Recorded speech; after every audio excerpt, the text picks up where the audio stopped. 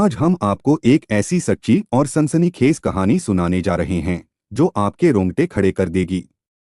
29 अगस्त 2019 की रात उत्तराखंड की राजधानी देहरादून की नेहरू कॉलोनी में रात करीब 11:30 को गोलियों की आवाज आती है। पड़ोसी दौड़ते हुए आए और सामने का मंजर देख सन्न रह गए। पति खून से लथपथ जमीन पर पड़ा था, पत्नी की लाश बेडरूम में पड़ी थी और कोने में सहमी 3 साल की मासूम बच्ची खामोश डरी हुई थी। न लूट न जबरदस्ती। सवाल सिर्फ एक, आखिर क्यों हुआ ये सब? क्या ये महज एक हत्या थी या इसके पीछे रची गई थी कोई गहरी साजिश? कौन था वो जिसने इस परिवार की खुशियों को उजाड़ दिया और कैसे पुलिस ने इस पेचीदा गुत्थी को सुलझाया? तो जुड़िए हमारे साथ इस खौफनाक कहानी की तह तक। वीडियो को अंत तक जरूर देखें क्योंकि कातिल का असली चेहरा आखिरी में सामने आता है। और अगर आप ऐसे ही सच्चे और रहस्यमयी केस देखना चाहते हैं तो चैनल को लाइक, शेयर और सब्सक्राइब जरूर करें। नमस्कार दोस्तों, मैं विनय कुमार। उत्तराखंड की राजधानी देहरादून के धर्मपुर इलाके में आने वाली नेहरू कॉलोनी में एक परिवार रहता था। इस परिवार को लोग रोहिला फैमिली के नाम से जानते थे। इस परिवार में 3 सदस्य थे: अशोक रोहिला, उनकी पत्नी कामना रोहिला और 3 साल की मासूम बेटी। अशोक ट्रांसपोर्ट का कारोबार करता था और कामना एक ब्यूटी पार्लर चलाती थीं। दोनों मेहनती थे, आर्थिक रूप से स्थिर और एक खुशहाल जीवन जी रहे थे। इनकी शादी 2014 में लव मैरिज के रूप में हुई थी। 29 अगस्त 2019 की रात लगभग 11:30 में कुछ गोलियों की आवाजें सुनाई देती हैं। यह आवाज सुनकर पड़ोसी घबरा जाते हैं और फौरन रोहिला परिवार के घर की ओर दौड़ते हैं। अंदर पहुंचते ही वे देखते हैं कि अशोक रोहिला हॉल में खून से लथपथ पड़ा हुआ है। उसके कमर से काफी खून बह रहा है। बेडरूम में कामना रोहिला मृत अवस्था में पड़ी हैं और पास ही उनकी 3 साल की बच्ची कोने में डरी समी बैठी है। पड़ोसी बिना देर किए पुलिस को सूचना देते हैं। कुछ ही देर में पुलिस मौके पर पहुंच जाती है और अशोक को अस्पताल भिजवाया जाता है। शुरुआती जांच में पता चलता है कि अशोक के कमर में गोली लगी है, जबकि कामना को 2 गोलियां लगी थीं, जिससे उनकी मौके पर ही मौत हो चुकी थी। फॉरेंसिक और टेक्निकल टीम को भी घटनास्थल पर बुला लिया जाता है। जांच में यह साफ होता है कि घर से कुछ भी चोरी नहीं हुआ था, यानी हमलावरों का मकसद सिर्फ हत्या करना था। अगले दिन 30 अगस्त को पुलिस अशोक के बयान के लिए अस्पताल जाती है। अशोक बताता है कि रात करीब 11:30 में 3 लोग घर में घुसे थे। वह हॉल में बैठा था, तभी एक बदमाश ने उस पर गोली चलाई जो उसकी कमर को छूकर निकल गई। इसके बाद वे लोग बेडरूम में पहुंचे और कामना पर गोलियां चला दीं, जिससे उसकी मौत हो गई। अशोक का दावा था कि हमलावरों में से एक को वह पहचानता है, रिंकू, जो उसके दूर के रिश्तेदार का बेटा है और छत्तीसगढ़ का रहने वाला है। अशोक ने बताया कि रिंकू कुछ साल पहले एक व्यक्ति की हत्या के आरोप में जेल गया था और 1 साल बाद बेल पर बाहर आया। जेल से छूटने के बाद जब वह घर गया तो उसके हिंसक स्वभाव के कारण परिवार ने उसे अपनाने से इनकार कर दिया। इसी बीच अशोक ने उसे देहरादून बुला लिया था। कुछ समय तक वह उन्हीं के साथ रहा, लेकिन कामना को उसका व्यवहार ठीक नहीं लगा और उसने रिंकू को घर छोड़ने को कहा। इसी बात पर रिंकू और कामना के बीच बहस हुई और फिर रिंकू घर छोड़कर चला गया। अशोक का मानना था कि रिंकू ने बदले की भावना से यह हमला किया। पुलिस ने तुरंत कार्रवाई करते हुए रिंकू की तलाश शुरू कर दी। एक टीम छत्तीसगढ़ उसके घर पहुंची, लेकिन वहां पता चला कि रिंकू पिछले 1 साल से न घर आया है, न ही किसी से संपर्क किया है। उसका मोबाइल नंबर भी बंद मिला। पुलिस ने रिंकू के रिश्तेदारों, जानने वालों और दोस्तों से पूछताछ की, लेकिन कोई सुराग नहीं मिला। कॉल डिटेल और पुराने कनेक्शनों को खंगाला गया, मगर नतीजा शून्य रहा। सोसाइटी के सीसीटीवी कैमरे भी खंगाले गए, लेकिन उसमें भी रिंकू की कोई मौजूदगी नहीं मिली। इसके बाद पुलिस ने अशोक के पड़ोसियों से बारीकी से पूछताछ शुरू की और यहीं पर एक नई कहानी सामने आती है। पड़ोसी पुलिस को कहते हैं कि रिंकू को तो उन्होंने तकरीबन 1 साल से आते जाते यहाँ पर नहीं देखा, लेकिन अशोक और उसकी बीवी कामना रोहिला के रिश्ते कुछ ठीक नहीं हैं। उन दोनों में बहुत ज्यादा लड़ाई झगड़े होते हैं क्योंकि अशोक अपनी बीवी कामना पर शक करता है।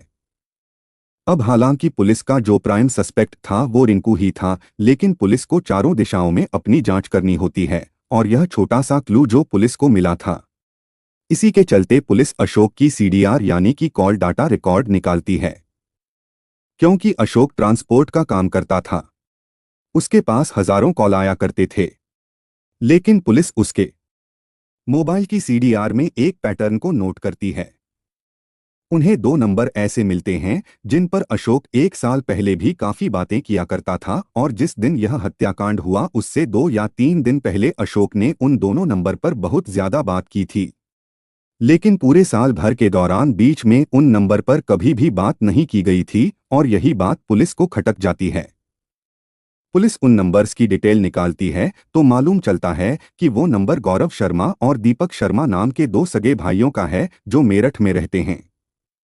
जब इनके बारे में अशोक से पूछा जाता है तो अशोक कहता है कि ये दोनों मेरे बचपन के दोस्त हैं, मेरे साथ ही पढ़ाई करते थे, इसीलिए मैं इन्हें अच्छे से जानता हूं। लेकिन ये कभी कभार ही मुझे फोन करते हैं, मुझसे मिलने नहीं आते हैं। पुलिस उन दोनों नंबर की जब जांच करती है तो मालूम चलता है कि दीपक और गौरव दोनों के नंबर 29 और 28 अगस्त 2019 को देहरादून में ही रिकॉर्ड हो रहे थे, यानी कि वारदात वाले दिन ये दोनों लड़के देहरादून में ही मौजूद थे।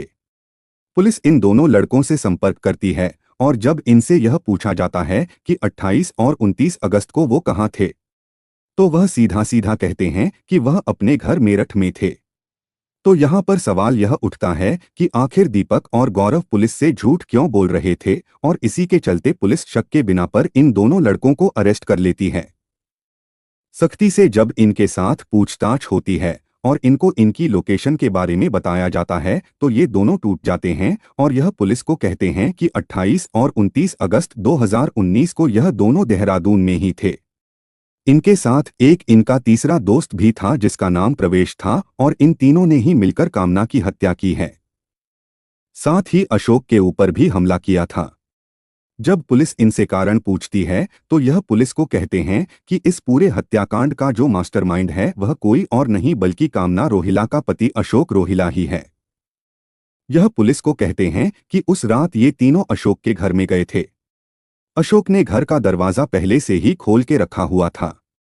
इन्होंने पहले उसकी बीवी कामना के ऊपर गोलियां चलाई जब उसकी हत्या हो गई, तो अशोक ने कहा कि एक गोली मेरी कमर में भी मार दो जिससे मेरे ऊपर किसी को शक ना हो, और यह ऐसा ही करते हैं और उसके बाद यह वहां से चले जाते हैं।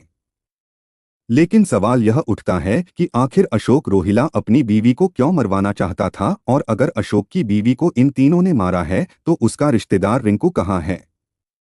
सवाल बहुत सारे थे और इन सभी के जवाब केवल और केवल अशोक ही दे सकता था, और इसीलिए पुलिस बिना देरी किए अशोक रोहिला को गिरफ्तार कर लेती है और उसके बाद सारा सच खुलकर सामने आ जाता है।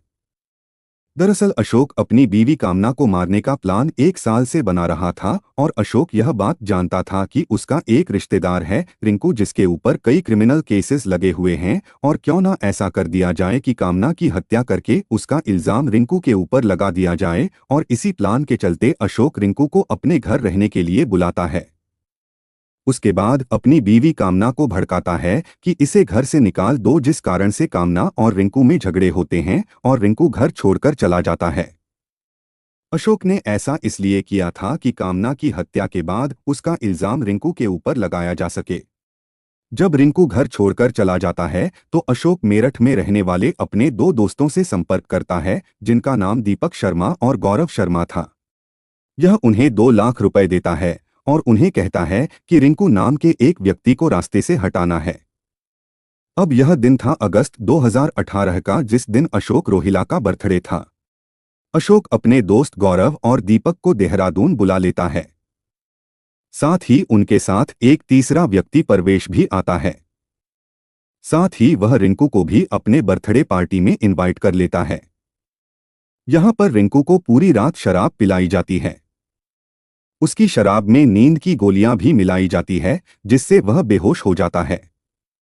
उसके बेहोश होने के बाद दीपक शर्मा, गौरव शर्मा और प्रवेश नाम का व्यक्ति उसे गाड़ी से राजस्थान लेकर जाते हैं और राजस्थान ले जाकर गला दबाकर उसकी हत्या कर देते हैं और उसकी डेड बॉडी को राजस्थान के जंगलों में फेंक देते हैं। साथ ही उसका मोबाइल और उसकी आईडी ले लेते हैं ताकि उसकी शिनाख्त ना हो सके। रिंकू की हत्या के बाद अशोक ने अपने दोस्तों दीपक और गौरव से हर प्रकार का संपर्क तोड़ दिया। उसका इरादा साफ था, अगर कभी रिंकू की लाश मिल भी जाए और जांच शुरू हो तो किसी भी हाल में उसका नाम न सामने आए। वक्त बीतता गया और मामला ठंडा पड़ता चला गया। लेकिन अब वो दिन आ चुका था, 29 अगस्त 2019, जब अशोक का असली खेल शुरू हुआ। इस दिन अशोक के पुराने दोस्त दीपक, गौरव और परवेश तीनों देहरादून पहुंचे। रात को 11:30 अशोक ने अपने घर का दरवाजा पहले से खुला छोड़ दिया। तय योजना के अनुसार तीनों अंदर घुसे और सीधे जाकर अशोक की पत्नी कामना की बेरहमी से गोली मारकर हत्या कर दी। इसके बाद अशोक पर भी एक गोली चलाई गई ताकि वह घायल हो जाए और खुद को पीड़ित के रूप में पेश कर सके। अब देहरादून पुलिस को जब इन तीनों युवकों से रिंकू की हत्या की कहानी मालूम चलती है तो पुष्टि के लिए वे राजस्थान पुलिस से संपर्क करती है। वहां से चौंकाने वाली जानकारी सामने आती है। अगस्त 2018 में राजस्थान के एक घने जंगल में एक अज्ञात युवक की लाश मिली थी। उसके पास से कोई मोबाइल, कोई आईडी या दस्तावेज नहीं मिला था। जब हफ्तों तक शव की पहचान नहीं हो सकी तो पुलिस ने उसे अज्ञात शव मानकर अंतिम संस्कार कर दिया और फाइल पेंडिंग में डाल दी। राजस्थान पुलिस जब उस शव की तस्वीर देहरादून पुलिस को भेजती है तो तस्वीर को देखकर पुष्टि हो जाती है कि वह शव रिंकू का ही था। यानी दीपक, गौरव और परवेश ने जो कुछ बताया वह सच था और पूरी योजना के पीछे मास्टरमाइंड अशोक रोहिला ही था। मगर अब भी एक बड़ा सवाल बाकी था, आखिर अशोक ने अपनी ही पत्नी को क्यों मरवाया? अशोक से पूछताछ की जाती है तो वह बताता है कि 2014 में उसने कामना से प्रेम विवाह किया था। सब कुछ ठीक चल रहा था, शादी के बाद एक बेटी भी हुई। साल 2017 आते आते कामना ने एक बुटीक खोलने की इच्छा जताई। अशोक ने उसका सपना पूरा किया और दुकान खुलवा दी। शुरुआती दौर में बुटीक नहीं चला, लेकिन कुछ महीनों बाद दुकान ने रफ्तार पकड़ ली और कामना मार्केट से उधार लेकर निवेश करने लगी। धीरे धीरे उसने लगभग 40 लाख रुपए का कर्ज ले लिया, जिसे उसने अपने बुटीक में लगाया। जब अशोक को इसका पता चला तो उसने कामना से इस पैसे के स्रोत के बारे में पूछा। कामना ने उसे जवाब दिया कि वह चिंता न करे, पैसा अपने आप वापस हो जाएगा। यहीं से अशोक के मन में शक की दीवारें खड़ी होने लगीं। उसे लगने लगा कि जिस व्यक्ति से कामना पैसे ले रही है उसका उससे कोई संबंध है, एक एक्स्ट्रा मैरिटल अफेयर। इसी बात को लेकर दोनों के बीच झगड़े बढ़ने लगे। अशोक का शक गहराता चला गया और साथ ही यह डर भी कि अगर यह कर्ज वापस नहीं चुका तो जिम्मेदारी उसी पर आएगी। इन्हीं दो वजहों को लेकर अशोक ने फैसला कर लिया कि उसे कामना को रास्ते से हटाना ही होगा। और यह भी तय कर लिया कि हत्या के लिए रिंकू को मोहरा बनाया जाएगा, क्योंकि वह पहले से ही एक आपराधिक छवि वाला इंसान था। अशोक जानता था कि अगर हत्या रिंकू के नाम से जुड़ी तो सभी को उस पर यकीन करना आसान होगा। इसी सोच के तहत उसने 1 साल पहले रिंकू को देहरादून बुलाया और फिर जानबूझकर उसकी पत्नी से झगड़ा करवाया। जब रिंकू नाराज होकर घर छोड़ गया तो अशोक ने मेरठ के अपने पुराने दोस्तों दीपक और गौरव से संपर्क किया और 2 लाख रुपए देकर उन्हें हत्या की सुपारी दी।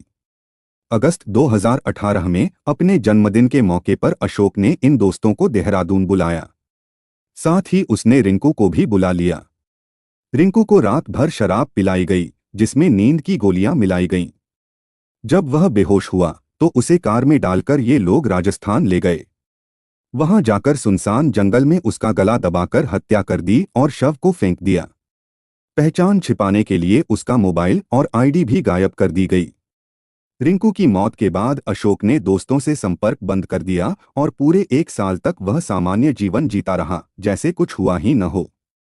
फिर 29 अगस्त 2019 को उसने अपना आखिरी चरण शुरू किया, अपनी पत्नी की हत्या और खुद को घायल दिखाकर एक परफेक्ट प्लान तैयार किया। मगर कहते हैं, जुर्म चाहे जितना भी चालाकी से किया जाए वो कभी छुपता नहीं। यही हुआ इस केस में भी। प्लान परफेक्ट था, लेकिन एक छोटी सी चूक, कॉल डिटेल की जांच और सब कुछ सामने आ गया। अंत में देहरादून पुलिस ने अशोक रोहिला, गौरव शर्मा, दीपक शर्मा और परवेश चारों को गिरफ्तार किया और इनके खिलाफ हत्या, साजिश और सबूत मिटाने के आरोपों में मुकदमा दर्ज किया गया।